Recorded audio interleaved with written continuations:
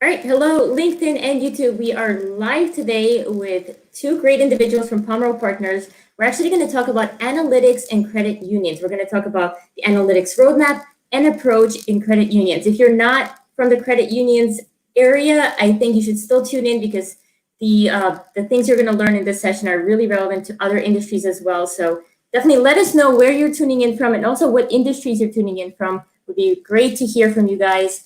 At this point, I'm going to bring in Cannon Kozat and Sean Helwig from Pomeroy Partners. Hello, gentlemen. Good morning. Good morning. Good morning, everyone. And where are you guys dialing in from or tuning in from? You can't say dialing in anymore, right? Because no one's dialing anything. I hope not. If so, the refresh rate's going to be really bad, I think. But I am tuning in from Kansas City, Missouri. Okay. And I am tuning in from Madison, Wisconsin. All right. So Kansas City makes me think of Dorothy, and Wisconsin makes me think of, I guess, cheese. I mean, I don't know. That's the first thing that comes to mind. That would be good. That works. Yes. Marketing is working. Very good, Kate. Exactly. The marketing machines for our relative communities have worked well. So. Yes, after like Idaho potatoes. Yeah, I have a reference for each of the states. But before I get further down into that rabbit hole, why don't we start with some introductions? Tell people who you are, what you guys do for Pomeroy Partners, and then we'll get into the meat of the topic of credit union analytics. You bet. So I'll start, Sean. And Kate, thank you for the introduction. Hello, everybody. My name is Cannon Kozat. I am the Director of CIO Advisory Services for Pomeroy Partners. I work with our clients, primarily the C-suite and the CIO and CTO suite, to help them understand how business intelligence, data analytics, and machine learning can be more kind of fully integrated into their environments. But then because I focus in areas that are of importance to the CIO office, I tend to kind of expand out from there and help with things like financial management and financial planning and investment planning and lifecycle management and those kind of things. So you work primarily with CIOs and the C-suite. Are you focused on credit unions specifically, or is it broader than that? It's very, very broad. So so Pomeroy is a very broad-based consultancy. We have, I think all of us, certainly at the director level and above, have experience in the financial services world, be that in credit unions, in banks. We've either worked for banks. In fact, Pomeroy came out of the financial services world.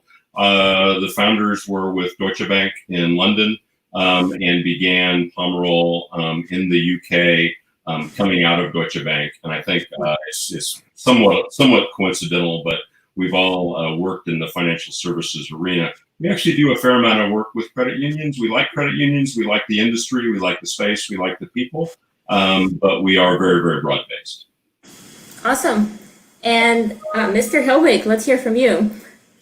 Sure. So my role with Pomeroy is Director of Product Strategy. And the key role that I play is helping clients formulate their data management and analytics strategies. So coming in and helping to do that assessment and understand exactly where they're at in their journey, and then help them put a path together to drive them towards meaningful changes, and just help them understand how to get good insights from the data that they have oftentimes trapped as oftentimes they consider it an expense, and we're trying to turn it into an asset form. So that's the key role that I play for them, is to help take them through that journey to understand how they can best use that those data assets. Awesome. And I'm just looking at the comments here. So we've got Michael from California. We've got Joe from Madison. He says, "Hey, Sean." I guess Joe knows you, Sean. Let's see. We've got Robin from Baltimore, Brazil, LA, Mexico, India. Very diverse group this morning. Iran, Peru. It's always hard to predict the time zones, right? Who's actually going to join? We got Paris, Dubai, Bolivia, Madrid. We've got the United Nations here, guys. So they're all here for you, and we're ready to talk about the analytics roadmap and credit unions. But before we actually get into that, maybe just I know you touched on it a little bit, Cannon, where you talked about the evolution of Pomeroy Partners, how you guys started with Deutsche Bank, a spin-off from the UK. But if you were to describe the services and the customers that you serve in a few sentences, just give people an overview of what exactly do Pomeroy Partners do? Yeah, absolutely. So I'll give Sean an opportunity as well. But as I stated earlier, we are a full services data management, business analytics consultancy. We work with a number of different technology partners. We have a particular expertise in relationship with Click, but we also have a wide and broad range of BI tool, ETL tool, machine learning partnerships. So we really work kind of cross industry. In terms of the industries that we focus, as I said, we work in the financial services industry and manufacturing. We are very much kind of industry agnostic when it comes to that. What we really like to do is to work with companies that need to aggregate multiple source systems, extract data from multiple source systems, bring that data together, make sense of that data, and then provide analytics and actionable intelligence on top of that. Awesome, thank you. Just looking at comments, we have a bunch of more people joined from all over the world. So I think it's a good time for us to go ahead and get started on the topic. And I think a good way to tee this up is, since we're talking about credit unions, maybe you guys could tell the audience a little bit about what makes credit unions different in the data management and analytics space, and how would I even get started? Let's say I'm running a credit union data management and analytics department, and I want to start up this initiative. How do I get started? What are the steps that I'm going to take? Sure. I'll start in with that, Kate. Credit unions are, in many ways, they're very similar to a lot of the different industries that we'll serve in the marketplace. There are certainly a few unique nuances to credit unions, and some things that the market just really appreciates about credit unions, with them being so focused on the individual versus being more biased towards commercial accounts. Mm-hmm. Individuals tend to just get better service, and subsequently their charters write in so that the profits will go back and reduce the expenses for the individual. So credit unions are a nice thing for individuals. And then as you evolve and have a small business or a larger business, then that's where you find the banks are better fit for you. So that being said, you're dealing typically with credit unions with more individualized information as opposed to corporate information. So that's one kind of difference in the data sets that you'll deal with. And then the other part about credit unions is that by and large, they tend to be smaller in asset size than what we would typically think of as the banks. Okay. And that presents some unique challenges because some of the big boy analytics solutions that are out there aren't always the best fit for credit unions because they just simply don't have multi-million-dollar budgets to go about doing these types of initiatives. So I think that it's important to be a bit more creative and also to be a bit more, I'll say, specific in analyzing the unique needs of a credit union when you're looking at their data. Okay. So one of the things that we do when we sit down and we start talking to a credit union, and again, we'll replicate this process regardless pretty much of which industry that you're in, is, and I'm going to throw out a word here, and it's going to make some people bristle. And that's aren't you? What was that? You're going to use the S word, aren't you? We're going to use the S word, everyone. So sit tight. We're going to talk about strategy. And I was thinking about this the other day, and I'm like, I think strategy for a lot of businesses kind of like a root canal for people. It's like they all want the outcome of the process, but they don't like going through the process itself. We all want to say we've built a strategy, but not everybody is excited in the business world about having to go through that process, or they just don't feel comfortable going through that process. Because I think there's so much variability, not only in how companies administer a strategy, but what the actual outcome of the strategy is, that it gets a pretty bad rap in the space.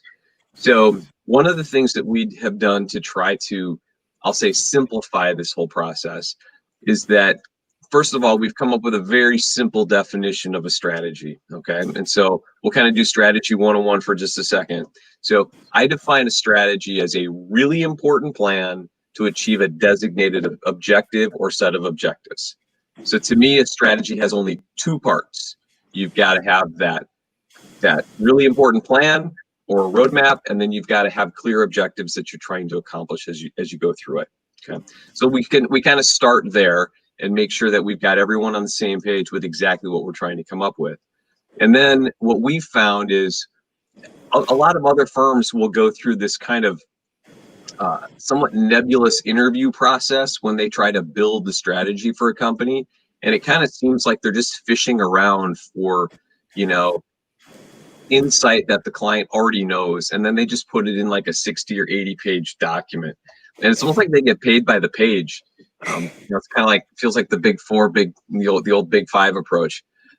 What we do when we sit down with a client, especially a credit union in this case, is we'll take them through a process. It's a method that Pomerol uses called Analytics to Win.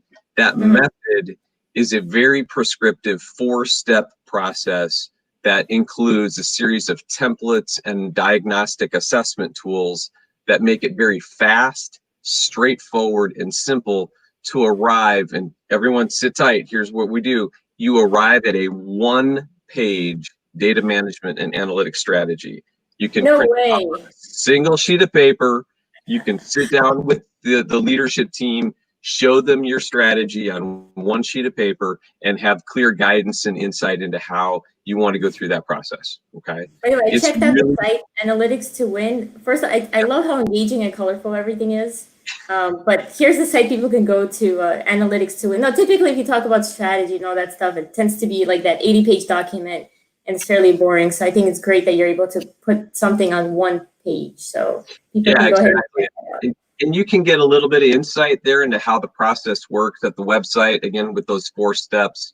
Yep. And, we kind of cover the gamut. You'll go from talking to leadership to understand corporate objectives. You'll get down to your strategic data management and analytics objectives. And then we'll get right down to the individual projects and put them together in a roadmap and tie them all together and align them all so that you've got strong priority to what those initiatives are. And it's not rocket science, but if you just go through that prescriptive process that's got some guardrails to it, this process can be fast. It's very inexpensive comparatively, and you get a very clear output from it that helps, especially a credit union when they've got limited resources in most cases, to be able to get that 1-page plan on how they want to start moving forward with their data management and analytics objectives. Yeah, thanks for that. And I like how you said, especially credit unions, because Soham has a question here. Let me see. Here it is. He's asking, how are credit unions different from banks? Yeah. Yeah. Go. Yeah, I've been talking, Ken, and you go ahead. Oh, you're fine. So, thank you for your question, and I did see your question kind of come across, and I think Sean hit upon it a little bit. They are both different from banks and other financial institutions or FIs, or even fintechs these days, in a number of specific ways. Most generally, credit unions tend to focus more on individual depositors, individual folks, as opposed to commercial or corporate entities. Now, these are broad generalizations, right? And I'm sure that if we've got any folks from the credit union industry, they'll be frantically saying, no, we focus in the commercial space.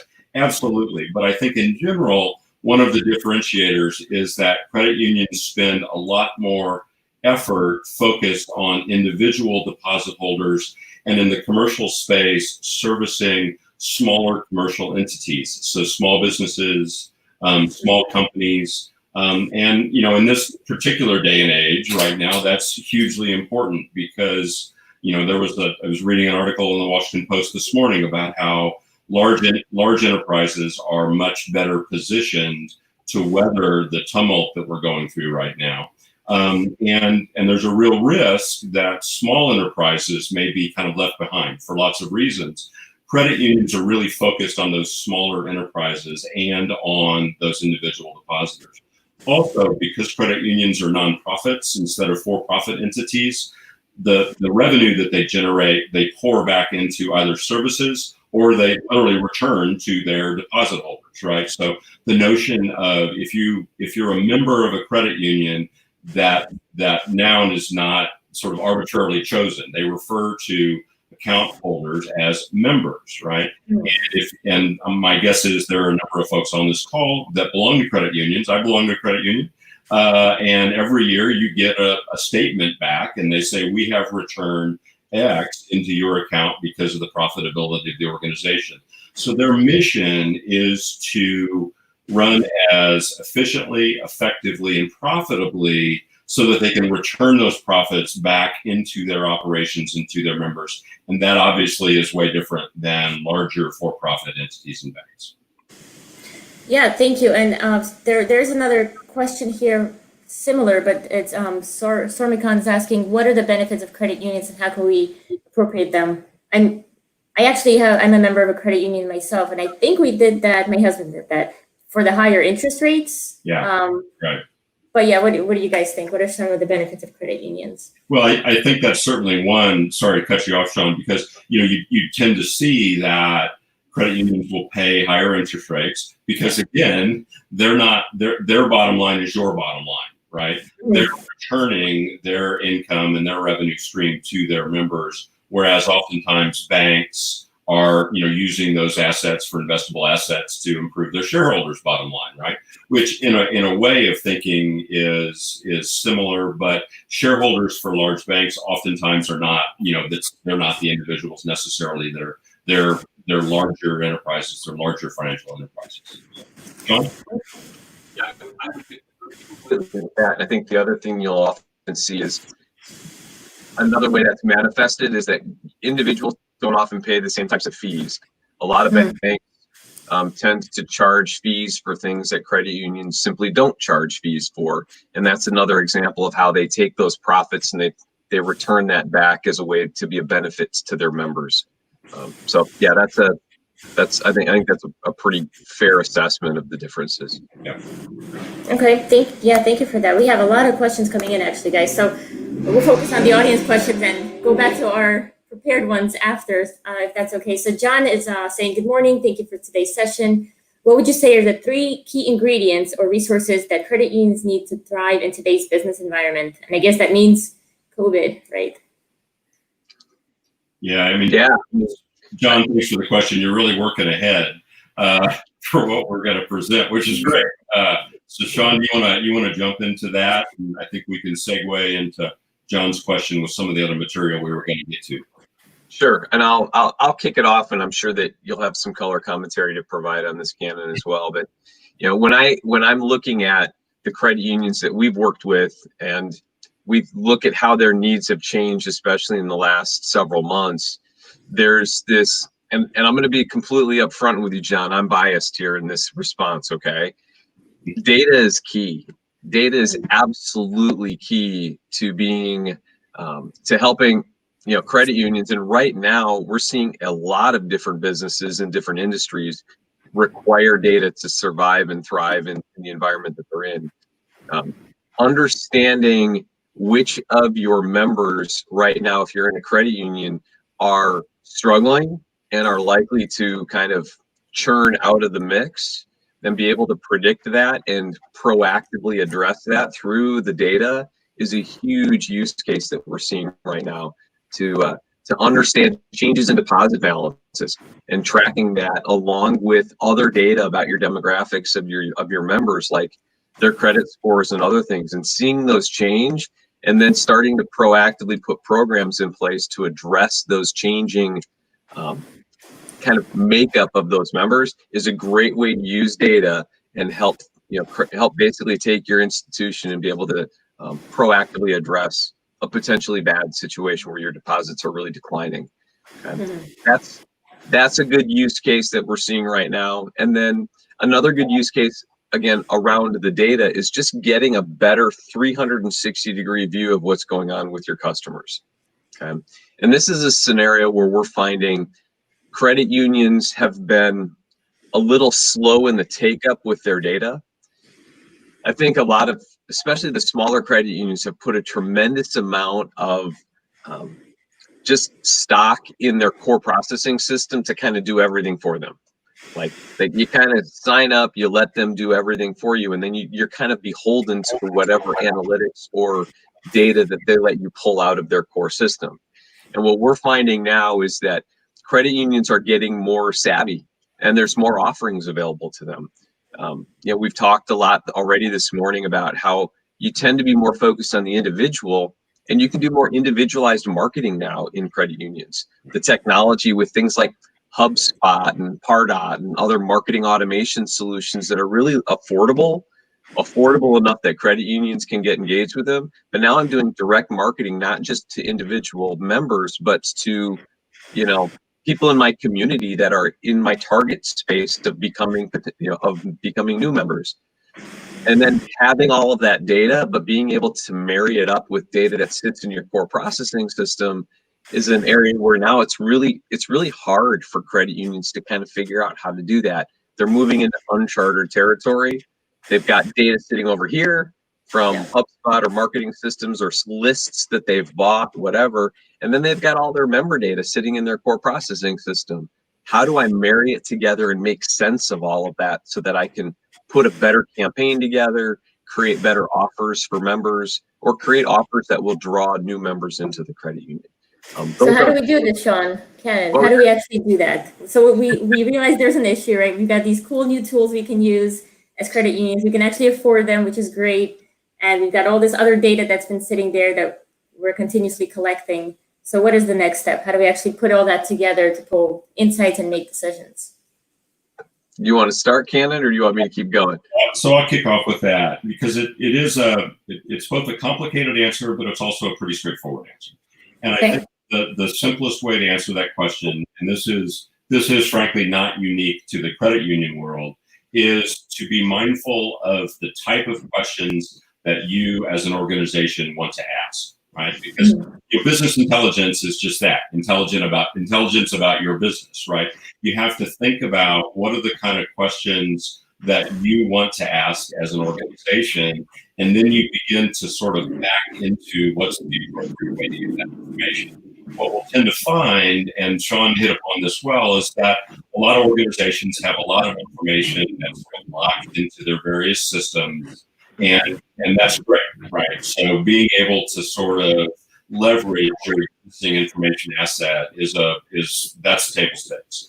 But I think moreover, a lot of times we don't think about data sets, other type of systems, other type of information pools that can be brought in from outside of our organization and blended and merged with our own data that we've collected. And then essentially your data becomes a force multiplier, right? And I think that's a real easy thing that I just said. In practice, obviously there's plumbing that occurs from that. But ultimately the goal is to be able to ask big questions, or big questions are very directed questions, but be able to understand what the tools and techniques that are required to actually back into the answer to that question. So in Sean's example before, right now is a perfect time for credit unions because of their real laser focus on the care of individual members. There's so many folks in our world right now, in our country, in our state, in our cities, in our towns that need assistance, right? Because of the elephant in the room, right? And so how do we go about doing that? Well, credit unions are uniquely positioned, I think, to be able to offer assistance, but we have to be able to identify where are those folks that we want to, be able to offer assistance to, right? So what are the demographics of a given area? What are the demographics of our existing member base? And how does that compare to potential members that are within a given geography, right? Where does that information come from? So do analysis of existing information sets, be it a HubSpot or a Salesforce.com or information that's in a core processing system from one of the big core processors of a credit union. That's great, but oftentimes where the real value can be unlocked is when you can bring data from outside, bring that together with your own data set, and then ask those specific questions. And this sounds like a lead-in, but that's exactly, there you go. That's the way I wanted to do it. That's exactly what Sean does at Pomerol. So, and let me add a little color to this. So I'll take that small scenario and I'll kind of boil it up a little bit. One of the things that we do, and we use this as part of the analytics to win process as well, that method, is we use what's called the data supply chain. So we've built our own view of that supply chain. And we use this graphic I don't have it on the screen for you today right now, but we talked about how data flows kind of through the system, where we acquire data, we move it, we store it, we harmonize it, bring it together, and then we analyze it and then distribute it. Okay, so think of it as a supply chain where data kind of moves, across the ecosystem from left to right. Okay, and by sitting down with an organization and talking through a data supply chain with them, they inevitably understand where there are weaknesses in their data supply chain, and that's a key element to figuring out, well, what are the strategic initiatives we need to do to shore up those weaknesses in your supply chain. Okay, so I'm a visual guy. I'm a visual thinker. That's one of the reasons I've used Click for 15 years now, is because it's got such a great visualization front end to it. That's how my brain works. So sitting down and sketching out or showing our client a picture of that supply chain and talking through it in the context of their business is a great way for them to see where they have challenges and help us understand what are the right solutions to solve those. Great, thank you. Yeah, and you mentioned the 4-step process again. There was actually a comment on that from Balna. She's saying the 4-step process looked very impressive. Can you share some insights on how to deal with prescriptive analytics? Yeah, prescriptive analytics is gonna be okay. One of the things I love about just Microsoft and IBM is that they're constantly running commercials telling the world about, how you can use like AI and machine learning and all these things. And I'll kind of loosely throw prescriptive analytics in there as well, right? Like, we've probably all seen the commercial where they've got Microsoft is saying, hey, look, we can scan the mountainside and it'll automatically detect where the snow leopard is in the picture, right? Using Wait, you still AI. watch commercials, Sean? You have like TV, you don't do Netflix or anything like that? Don't give away too many secrets, John. Don't give away too many secrets. That's right. I haven't seen commercials in forever. You don't watch sports. Remember, when those of us who watch sports, you have to bear through some of the commercials from time to time. All right. So snow leopard, yes. I'm a geek, so I might actually watch the Microsoft AI commercial, even though I know I could just fast forward through it. But anyway, back to prescriptive analytics. What I love about that is that is setting the bar high for organizations to think about, how can I be using my data? Okay, so I love that, because companies, they now feel like they have to go do that. All right, and there are key benefits from doing it. Okay, so the way we build that into Analytics to Win, into the method, is we look at what the capabilities are of your organization now, and we look at what it is you're trying to accomplish as a business as part of that process. And if prescriptive analytics are a technique that's going to help you achieve your overall corporate objectives, and we can show alignment and linkages through that process to support those corporate objectives, then prescriptive analytics becomes a component of the strategy. And then we'll break down what steps need to be done to engage in prescriptive analytics. But the reality is for still many of our clients that we work with, some of them aren't ready to venture into prescriptive analytics because they still just don't do a good job of like analyzing their data right now, versus having data that's clean enough and having objectives that are clear enough to move into the world of prescriptive analytics. Okay, so we don't take a one-size-fits-all approach as we're talking to companies. Sure, we do data robot projects. We'll go out and we'll build a machine learning and AI solution for you, but it's got to be the right fit, and it's got to be able to provide key value to your business before we'll go down that path with you. I'll just add to that, Kate, if I can. Because I spend so much of my time talking to CIOs and CTOs. One of the things that we really try to guard against is what I'll call shiny objectitis, right? And it's a classic double-edged sword, because sometimes you can use the shiny objects that folks read about or hear about on a commercial during the football game. Forgive me for that. Or even you read an article in the Wall Street Journal or in the New York Times or USA Today about some hot new technology, right? And inevitably, C-suite, gals and guys, they read those news sources, and they'll ask their analytics department or their technology director or their peers about what are we doing with artificial intelligence? What are we doing with, predictive analytics, right? That kind of a thing. That actually, you can use that dialogue, I think, to really drive to some substantial outcomes, right? So it's a good technique to use to sort of say, it's the, okay, what are we really talking about when we talk about artificial intelligence, right? Now we could do a whole session about artificial intelligence and what does that really mean and is it really valuable? But if we begin a conversation talking about artificial intelligence and that leads to something that is a little bit closer to business intelligence, which then actually leads to something that looks like a data strategy, an analytics strategy, right? Developing that roadmap where ultimately you can sort of derive value from some of these really kind of cutting edge cool things, then that in and of itself, I think, is a positive. So a lot of times, one of the things that I will always suggest to young technology directors is, even if you don't really care about the content that much, make sure you read the newspapers, read the Wall Street Journal, read the New York Times, read USA Today, because your bosses are, right?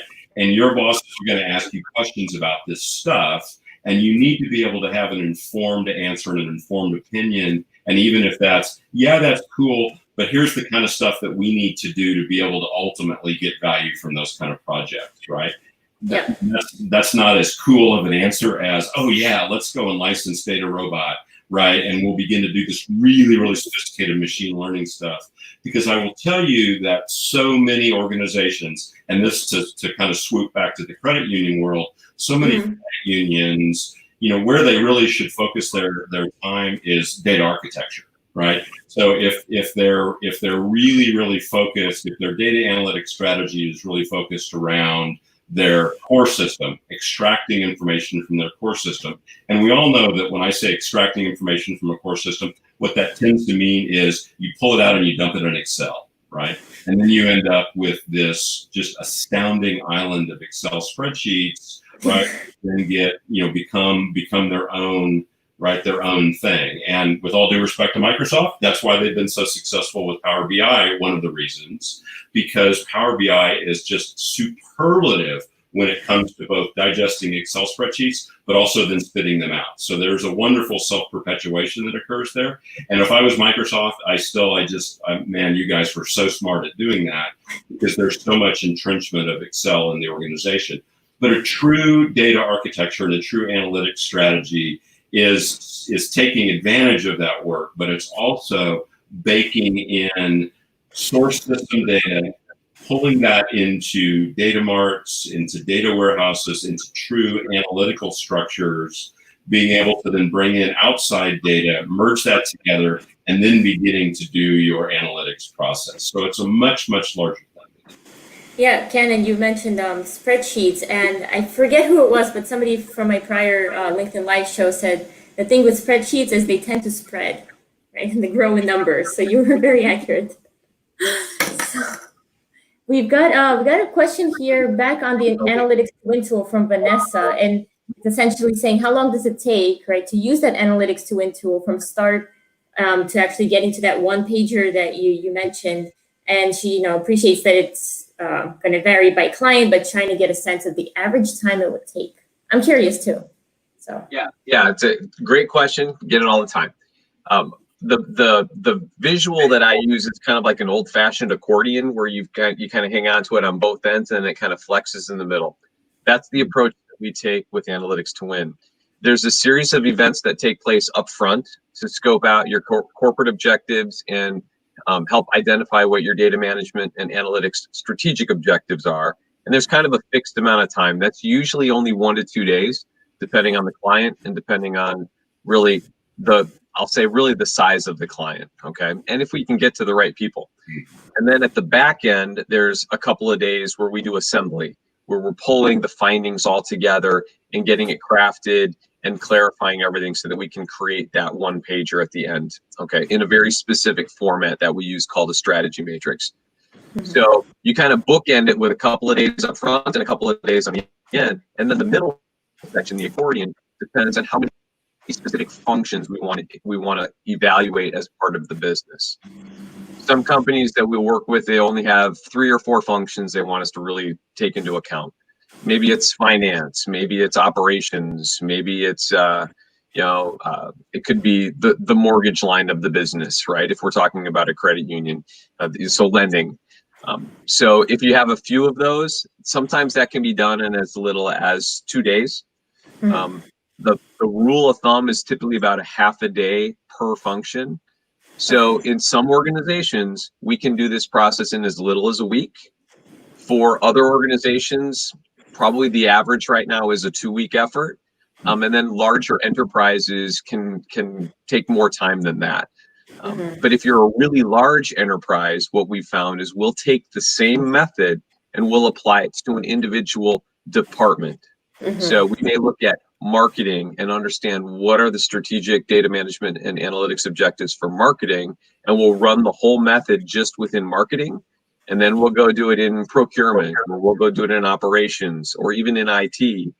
And then if the enterprise so chooses, we can coalesce those up to a broader data management and analytics strategy if you want. So it's very flexible, it's very modular, but the quick answer to your question is it can be done in as little as a week. Typically it's done in 2 weeks, and sometimes it can take longer if it's a really large enterprise. Yeah, like the half day per function. Follow on to that is, so that's about sort of establishing that strategy, and what Sean said is absolutely spot on, 100%, which it should be, because that's his entire process, right? But then of course, so you have this strategy, so now you want to do something with it. So a logical question then is, okay, after that, how long does it take to have the what else, right? And the approach that we take at Pomerol, and it's not, I mean, I will say it's not unique to us, or it shouldn't be unique to us. And I would recommend this for every organization that wants to begin any kind of an analytics or a BI project, is be super mindful about picking something that's deliverable quickly, right? So we do a lot of proof of concepts, and almost all of our relationships that are development based begin with some sort of a POC. And the POC is a very, very specific and defined deliverable that can be delivered and then gotten in the hands of users in a very tight time frame. In general, from the point that we have an outcome of a POC defined, we actually have something in the hands of the users, that tends to be in a 4 to 6 week time frame. So if we were to begin kind of just whole cloth, where Sean talked about, right, to the time that we actually have something that's lighting up the screen in users' hands and they're able to really begin to touch and feel, right, something that's deliverable. I think in general that, if you take, let's just use the top end, right? So Sean's 3 to 4 weeks, my 3 to 4 weeks, right? You've got kind of a 6 to 8 week process where you go from folks in the conference room just talking about strategy and BI to something that's actually lit up a screen, right, that people are sort of interacting with. Yeah, thank you for that. Very, very thorough answers, both of you. Thank you. We've got another question here from Jagdish. Usually means long-winded, Kate. Okay. No, thorough, because he actually got a thank you that says that explains a lot from the person who asked the questions. I think. Jagdish's question for Canon. So, Sean, you can't answer this one. This is for Canon. So, when you said merge with outside data, right? What would be some of the examples of that in the context of credit unions, and what would be who would be the data providers? So, when we're merging with outside data. Yeah. So, Jagdish, great question. And the classic example, the classic answer that comes to mind is demographic data, right? And so demographic data about individuals, demographic data about geographies. So that takes into account, sort of local, regional, statewide, in the U.S. at least, demographic data, and then demographic data about the people that are actually living within those geographies. And I'll let Sean weigh in on this as well, because he works this a lot too. But some of the Sean, you can speak, Sean. Here's the question. So that credit unions or credit reporting agencies, I should say, for example, right?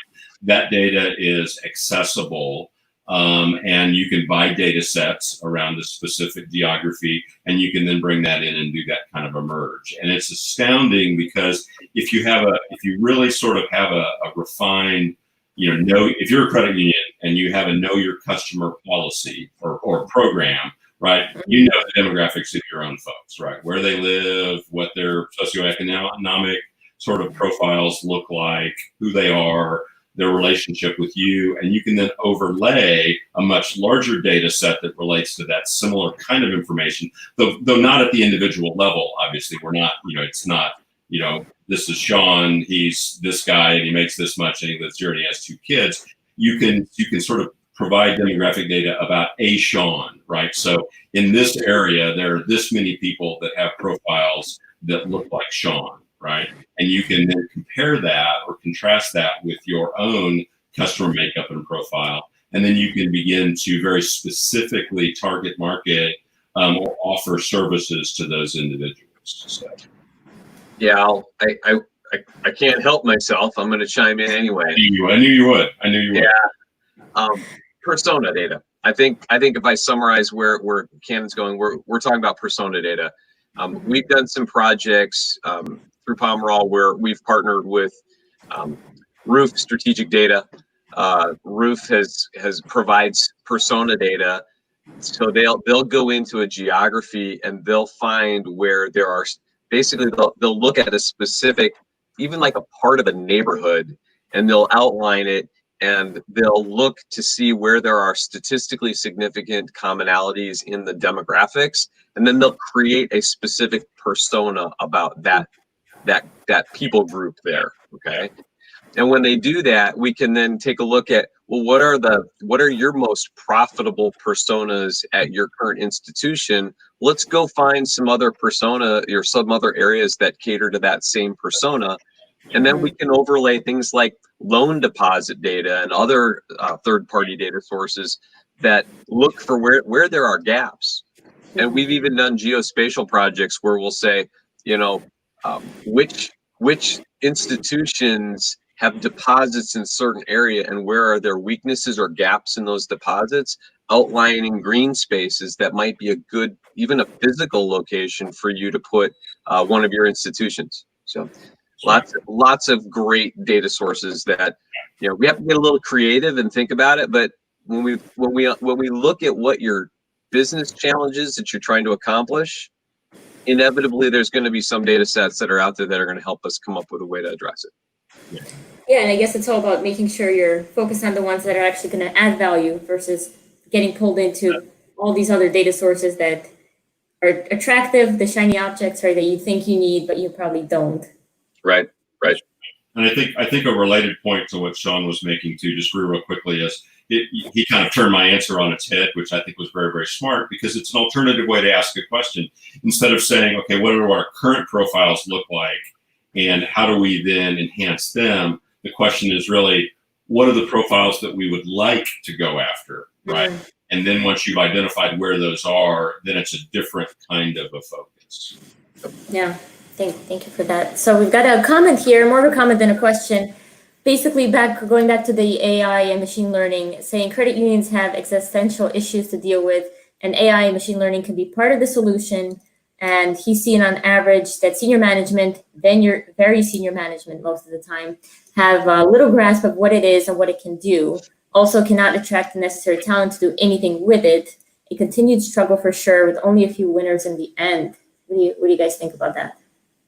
Yeah, so, Yvonne, I mean, I think, yes. Although I think that is not, that's not necessarily unique just to credit unions. I think there are a lot of organizations that have similar kind of existential questions. The way that we tend to deal with that is there's several different ways, right? You've got an ecosystem in a credit union where you have senior management that needs to be educated. You have director level and manager level folks that need to be incented to be super creative. You then have partners like core processing partners, right? Your business partners that are providing the systems that you're using for 80% of your analytics and analysis, right?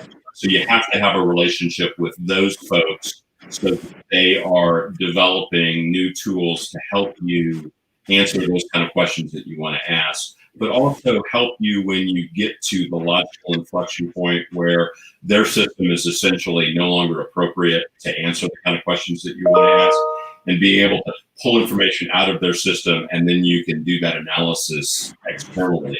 I think your larger question is, okay, that's all great, but if I've got like, a single business analyst for my entire organization, how am I going to do that? Well, I think ultimately, if you can recognize the value of monetizing the answer to specific questions, you can then justify bringing in an outside partner who can then help you answer those specific questions, right? And then that outside partner can go away and you can sort of enjoy the benefit of that. Yeah, you mentioned, coming to a time where your system no longer suits your, I guess, analytic and data management needs. How can you tell that your system, either needs an upgrade or that you need more to do your job? Sean, you want to tackle that? Sure. There's a couple of key signposts to be looking for when, and we see this a lot in credit unions. Again, especially as they grow and they start to put more and more, I'll say, stress on their core processing system. So what we're looking for, and what we've seen credit unions struggle with, is when you start using multiple systems as a key part of your business. Like we see, there's a lot of third-party loan processing systems that'll manage things, and they'll start gathering more and more data, and then you run that in addition to your core processing system. Credit unions are getting more and more savvy about sales and marketing, so they're starting to sign up for things like Salesforce.com and Microsoft CRM and those types of solutions to start to, do lead nurturing and things like that, and actually have a target opportunity or target list of people they want to add as members. So they'll start putting that in another system. And then I talked about marketing automation and things like HubSpot and gathering leads as well. Mm-hmm.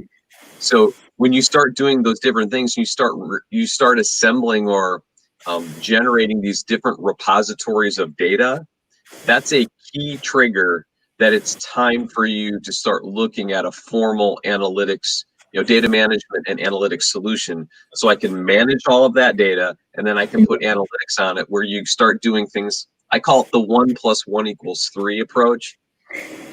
When I look at my lead data in context with my actual member data, I gain a lot more insight by evaluating that together and seeing how those things correlate or where there are challenges or differences between them. I get a lot more insight from that than looking at them individually in silos.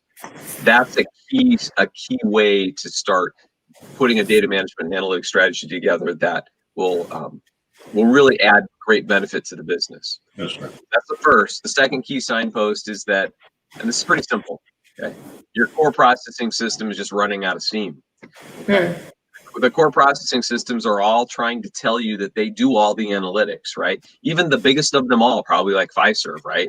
I have yet to talk to a customer or to a prospect who's running Fiserv that is like, oh, the analytics are awesome. It does everything I want. It just doesn't exist, okay? They can't do everything because they don't hold all of the data as much as they would like. So the core processing systems are they're in a race to try and connect into every other possible system out there and tell you that they'll bring it all together and then run analytics on top of it. But the reality is they'll never win that race. For the next 15 years, there's likely to be a demand for third-party analytics and data management platforms that will pull that data together and let you analyze it.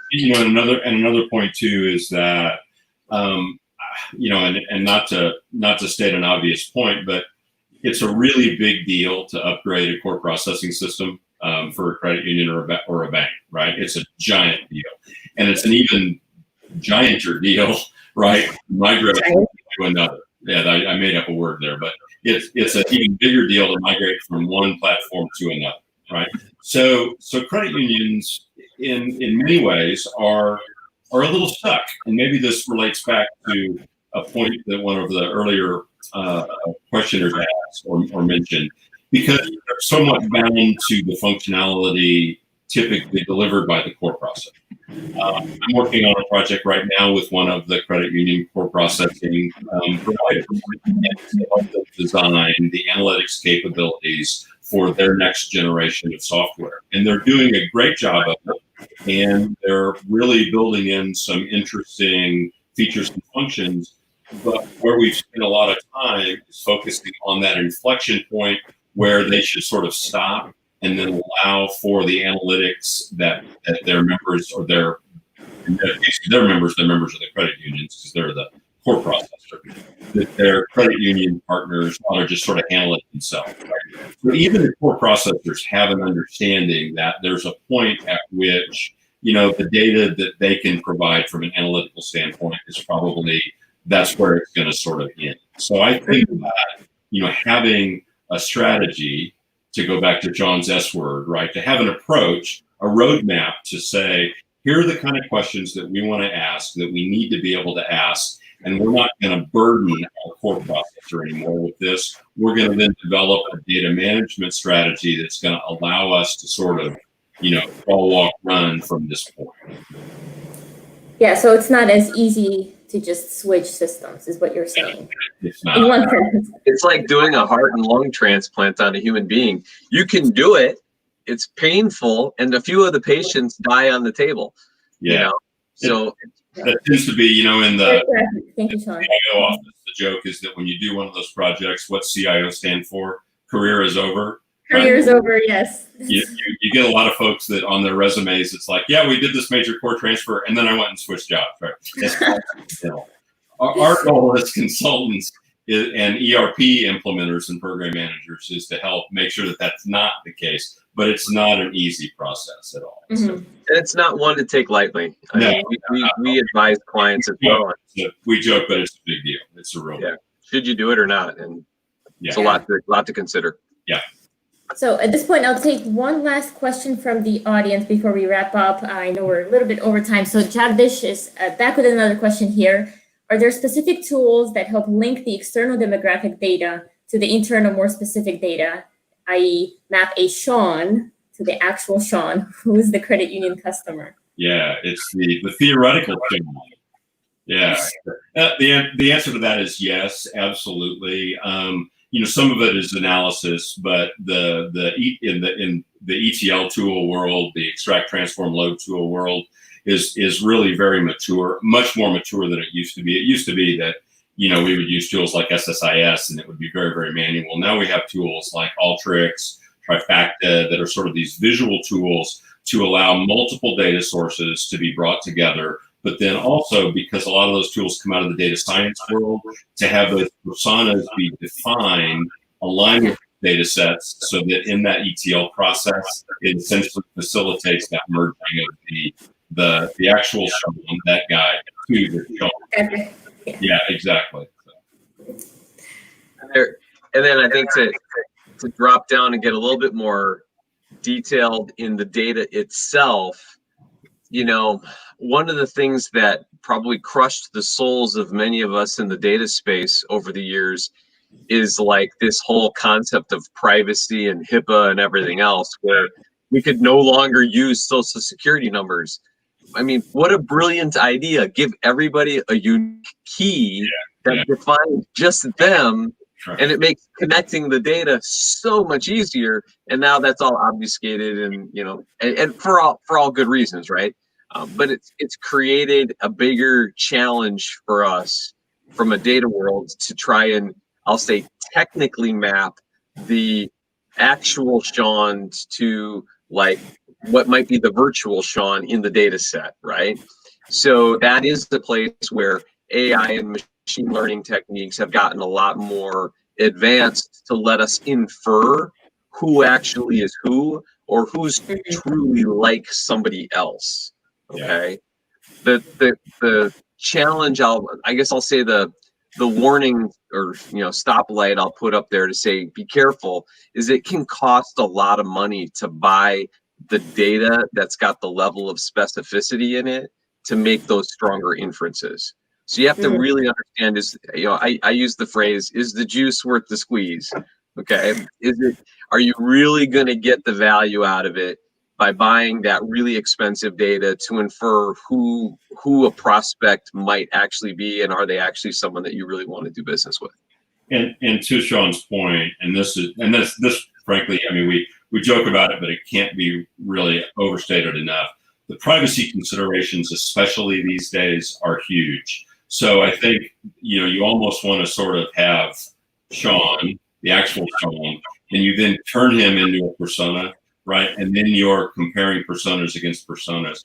I do a lot of work in the GDPR space. I do a lot of GDPR assessments for companies, right? I mean, in the EU and the UK in particular, you know, folks are incredibly empowered to be able to manage information about themselves. And you as a company, be it a credit union or a bank or a online merchant, right? You know, you're on the hook, right? The pressure is on you. And we see that more and more in the US, especially driven by the California rules and regs. We're gonna, sooner or later, we're gonna all have that kind, we're gonna have a GDPR for the US, right? So I think we have to be super mindful when we talk about customer profile data. You have a level of specificity below which you really probably don't want to go. No, absolutely. I know GDPR has made things difficult, but as Sean mentioned, there was a reason, right, for all of those rules to come out. Right. So at this point, I want to thank you both so much for being guests on the LinkedIn and YouTube live show. And before we say goodbye to you, maybe just let people know where they can go to continue the discussion, or if they wanted to go and learn more. I know we have one of the sites there, Analytics to Win, and I encourage people to follow the Pomeroy Partners company page because you guys got some great content. But where can people go to continue the conversation? Yeah, I think that's it. I mean, certainly LinkedIn, Pomeroy Partners on LinkedIn, pomeroy.com. All of our profiles are on the pomeroy.com page as well as LinkedIn. And thank you, Kate, for moderating. You're a dynamite moderator. So. Yeah, absolutely. And I believe if you go to the pomeroypartners.com website, both Cannon's profile and my profile are out there, and I believe you can reach out and connect to either of us directly if you want to. Yeah, that's right. All right, awesome. Thank you so much, and have a good rest of your day. Thanks, everybody. Thanks, Kate. Thanks, Cannon. Thanks, See Kate. everyone.